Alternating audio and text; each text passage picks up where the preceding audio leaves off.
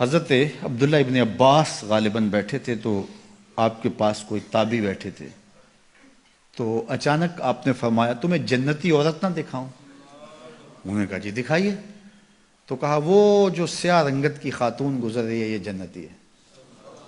تو انہوں نے کہا وہ کیسے؟ کہا ایک دن یہ حضور کے پاس آئی اور آقا کریم سے کہنے لگی حضور میرے لیے دعا کر دیجیے، مجھے مرگی کے دورے پڑتے ہیں تو میں گر پڑتی ہوں، تو آپ میرے لیے دعا کر دیجئے میں اس بیماری سے بچ جاؤں۔ تو اللہ کے محبوب علیہ السلام نے فرمایا اگر تو صبر کرے تو تیرے لیے جنت کا وعدہ ہے۔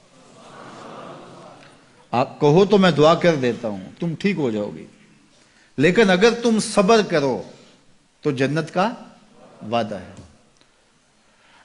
تو اس نے کہا ٹھیک ہے مجھے منظور ہے، جنت وعدہ ٹھیک ہے، لیکن جب میں گرتی ہوں تو میرا پردہ کھل جاتا ہے، عورت ذات ہوں، چلو ٹھیک ہے بیماری رہے گروں بھی، لیکن اتنی دعا تو کر دیں کہ پردہ نہ کھلے۔ تو اللہ کے محبوب نے فرمایا ہاں یہ دعا میں کر دیتا ہوں۔ کہا کہ مرگی کے دورے سے اب بھی پڑھتے ہیں، اب بھی گر جاتی ہے، لیکن اللہ اس کے پردے کی حفاظت کرتا ہے۔ اللہ اکبر! تو پردہ کتنی اہم چیز ہے، اور ہمارا دین ہمیں اس کی تلقین کرتا ہے کہ تمہارا حیا نہیں لٹنا چاہیے، تمہارے پردے کی حفاظت رہنی چاہیے۔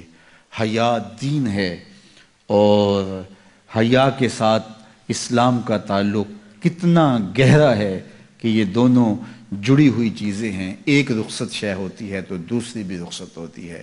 مجھے بھی آپ کو بھی عملی کوشش بھی کرنی چاہیے کہ یہ جو ذرائع ہیں حیا باختگی کے، ان سے اپنے آپ کو اور اپنی نسل کو بھی بچایا جائے، اپنی معاشرت کو بھی بچایا جائے۔ اور دوسری بات کہ ایمان کی تکمیل تو حیا سے ہی ہے، یہ باڑ ہے ایمان کے لیے، اگر یہ باڑ اتر گئی تو ایمان پر حملہ ہو جائے گا۔ تو ہم مغرب کی نقالی میں اس کو ترقی نہ سمجھیں، اگر حیا باختگی لباس مختصر بلکہ اتار دیا جانا یہ ترقی اور کامیابی ہوتی تو پھر تو کعبہ اللہ کا ننگے طواف لوگ کیا کرتے تھے، وہ ترقی یافتہ ہوتے۔ تو برہنہ ہو جانا یہ حیوانیت کی طرف سفر ہے، یہ کامیابی نہیں ہے، یہ عروج نہیں ہے، یہ فیشن اور ترقی نہیں ہے، یہ تو اخلاقیات سے کنارہ کشی ہے، یہ تو حیا باختگی ہے۔ اسلام ایک روشن خیال دین ہے، اسلام ترقی یافتہ دین ہے، اسلام انسانی مزاج سے ہم آہنگ دین ہے، انسانی ضروریات کے تقاضوں کو پورا کرنے والا دین ہے۔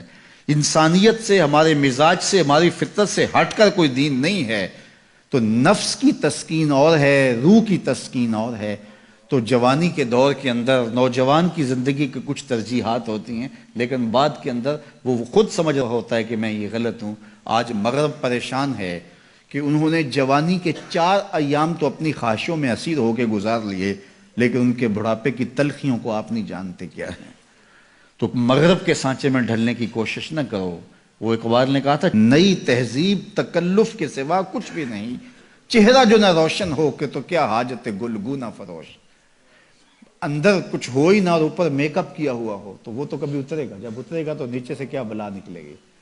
تو یہ مغرب کی تہذیب ایک میک اپ ہے، جب اترتا ہے تو نیچے سے بلائیں برآمد ہوتی ہیں، اور وہ بڑھاپے میں جا کے ان کی حالت دیکھو کہ وہ کتنی تلخ عجیب اور پریشان کن زندگی گزار رہے ہیں۔ لیکن مومن کی زندگی میں بظاہر تلخیاں بھی ہوں لیکن اس کا چہرہ روشن ہی آپ کو دکھائی دے گا، اگر وہ اسلام کے دیے ہوئے اصولوں کے مطابق چلتا ہے۔